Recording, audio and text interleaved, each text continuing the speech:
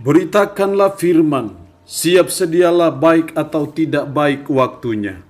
Shalom, puji Tuhan kita bisa berjumpa lagi dalam Renungan Harian edisi 4 April di hari ini, di mana kita memperingati hari yang sangat bersejarah, hari kemenangan, hari Paskah, Kristus bangkit dari antara orang mati. Mengawalinya, mari kita berdoa. Puji syukur hari ini Tuhan berikan kami waktu dan kesempatan untuk membaca dan merenungkan sebagian dari firman-Mu.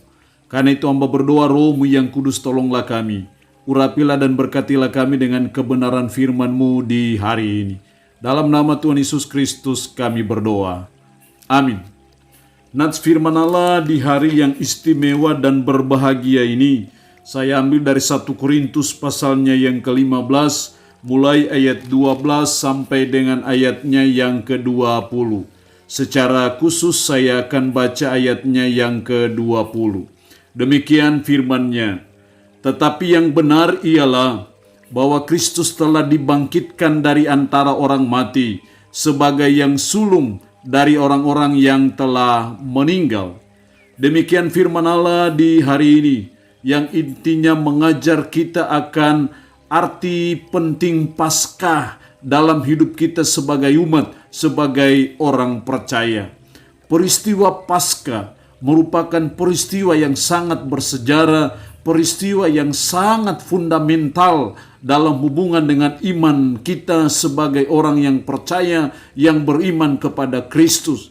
Karena itu ketika hari ini kita memperingati hari kemenangan Kristus dari maut, hari kemenangan Kristus yang mengalahkan kuasa dosa dan kuasa kematian melalui hari Paskah yang hari ini saudara dan saya peringati, saudara dan saya akan melihat apa sebenarnya arti penting Paskah itu dalam hidup kita sebagai umat. Dari nats firman Allah ini saya menemukan setidaknya ada 3 arti penting Paskah dalam hidup kita sebagai orang percaya. Yang pertama dalam ayatnya yang ke-13. Kalau tidak ada kebangkitan orang mati, maka Kristus juga tidak dibangkitkan. Tetapi andai kata Kristus tidak dibangkitkan, maka sia-sialah pemberitaan kami. Andai kata, itu suatu kata pengandaian. Andai kata Kristus tidak dibangkitkan, maka sia-sialah pemberitaan kami.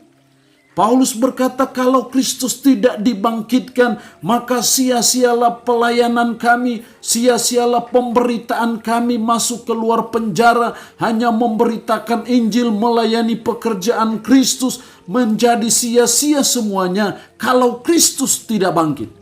Tetapi yang benar adalah bahwa Kristus sudah bangkit dari antara orang mati. Kalau demikian, pelayanan kita tidak sia-sia.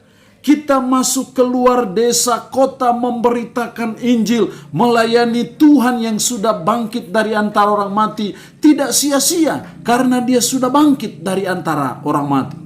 Inilah yang pertama arti penting Paskah dalam hidup kita sebagai umat, sebagai orang percaya. Yang pertama, Paskah membuat pelayanan kita tidak sia-sia. Paskah membuat jeripaya kita memberitakan Injil tidak sia-sia. Paskah membuat semua pengorbanan kita, semua jerih lelah kita dalam melayani Tuhan tidak sia-sia. Karena Allah yang kita layani sudah bangkit dari antara orang mati. Makanya di ayat terakhir dari 1 Korintus pasal 15, Paulus berkata, karena itu saudara-saudaraku, berdirilah teguh dan jangan goyah. Dan giatlah selalu dalam pekerjaan Tuhan, sebab kamu tahu dalam persekutuan dengan Tuhan, jeripayamu tidak sia-sia. Kenapa jeripaya kita melayani tidak sia-sia? Karena Allah yang kita layani sudah bangkit dari antara orang mati. Pasti dia akan memperhitungkan segala jeripaya kita dalam melayani Tuhan. Jadi inilah arti penting Paskah dalam hidup kita. Yang pertama, Paskah membuat jeripaya kita melayani tidak sia-sia. Yang kedua, arti penting Paskah itu dalam hidup kita. Secara khusus dalam ayatnya yang ke-17. Dan jika Kristus tidak dibangkitkan, maka sia-sialah kepercayaan kamu dan kamu masih hidup dalam dosamu. Jika Kristus tidak dibangkitkan, sia-sialah kepercayaan kamu, sia-sialah iman kamu.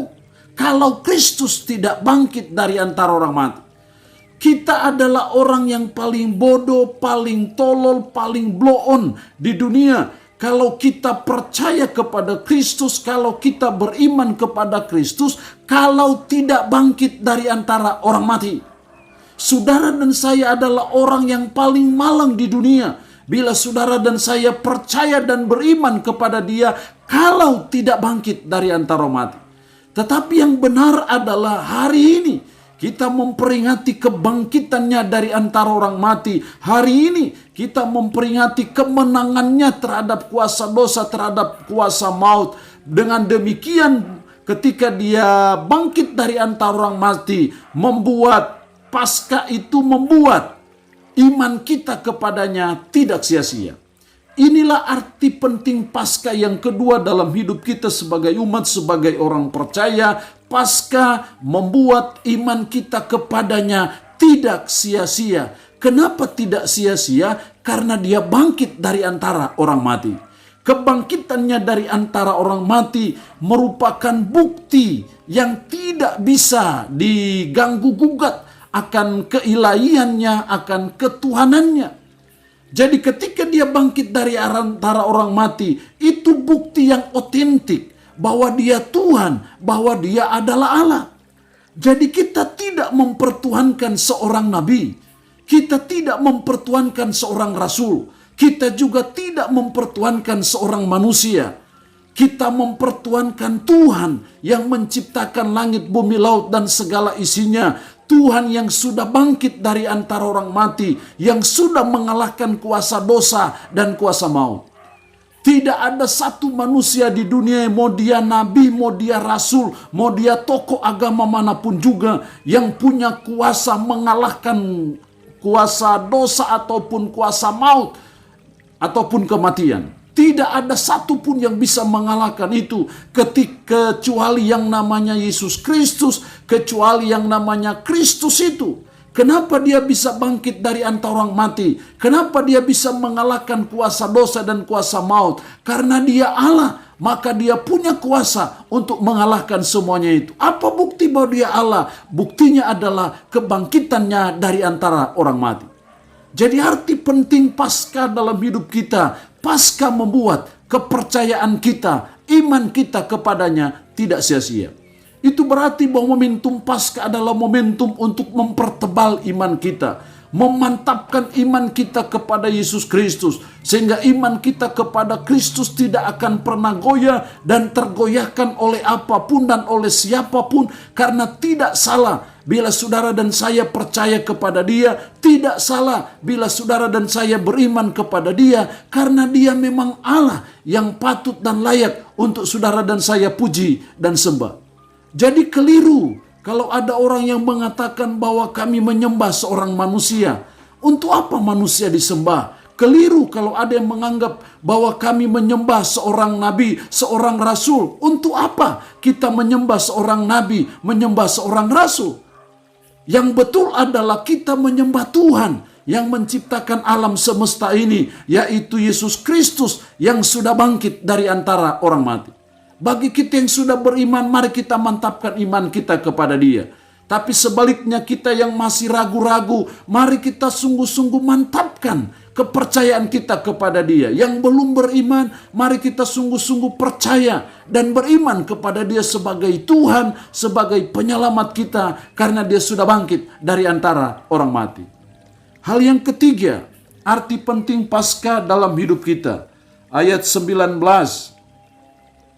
Jikalau kita hanya dalam hidup ini saja menaruh pengharapan pada Kristus, maka kita adalah orang-orang yang paling malang dari segala manusia.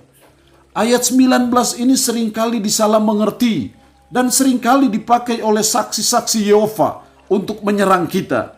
Ini harus diperhatikan dengan baik ayat 19 ini. Jikalau, ayat 19 diawali dengan kata jikalau. Seandainya Ini bahasa pengandaian. Jikalau kita hanya dalam hidup ini saja menaruh pengharapan pada Kristus, maka kita adalah orang-orang yang paling malang dari segala manusia. Itu kita disebut paling malang kalau Kristus tidak bangkit. Makanya dalam ayat 20 langsung penulis berkata, tetapi yang benar ialah, berarti ayat 19 itu salah. Yang benar ialah bahwa Kristus telah dibangkitkan dari antara orang mati sebagai yang sulung dari orang-orang yang telah meninggal. Kalau Kristus tidak bangkit, maka kita adalah orang-orang yang paling malang bila kita menaruh pengharapan kepada Kristus. Tetapi yang benar adalah bahwa Kristus sudah bangkit dari antara orang mati, itu membuat pengharapan kita kepadanya tidak sia-sia. Jadi hal yang ketiga arti penting Paskah adalah ketiga Paskah membuat pengharapan kita kepada Kristus tidak sia-sia karena dia sudah bangkit dari antara orang mati. Kalau kita berpengharapan akan kedatangannya yang kedua dengan segala kemuliaannya tidak sia-sia karena yang memberi janji, yang memberi pengharapan itu sudah bangkit dari antara orang mati. Kalau kita berpengharapan akan Yerusalem baru, akan sorga, akan keselamatan yang dia siapkan dan sediakan bagi kita, itu tidak sia-sia karena yang berjanji itu sudah bangkit dari antara orang mati. Kalau kita berpengharapan akan pertolongannya, berpengharapan akan mujizatnya, berpengharapan akan campur tangannya dalam hidup kita, itu tidak sia-sia karena yang kita beri pengharapan, ke tempat kita menaruh pengharapan, itu sudah bangkit dari antara orang mati. Paskah membuat pengharapan kita kepada Kristus tidak sia-sia. Kalau begitu mari kita menaruh semua harapan kita kepada Kristus. Karena tidak sia-sialah bila kita menaruh harapan kepada Kristus karena dia sudah bangkit dari antara orang mati. Allah yang mempunyai firman ini memberkati kita dengan firman-Nya di hari ini. Amin. Mari kita berdoa. Puji syukur untuk kebenaran firman-Mu di hari ini yang boleh mengajar kami akan arti penting Paskah dalam hidup kami. Paskah membuat pelayanan kami tidak sia-sia. Paskah membuat kepercayaan kami kepada Kristus tidak sia-sia. Paskah membuat pengharapan kami kepada Kristus tidak sia-sia karena Engkau sudah bangkit dari antara orang mati. Roh-Mu yang kudus menolong kami, mampukan kami untuk bisa memahami kebenaran firman-Mu secara baik dan membuat iman kami mantap kepada Yesus Kristus. Hamba mohon berkat-Mu bagi umat-Mu yang boleh mendengarkan renungan harian di hari ini. Berkat jasmani, kekuatan Tuhan berikan bagi mereka.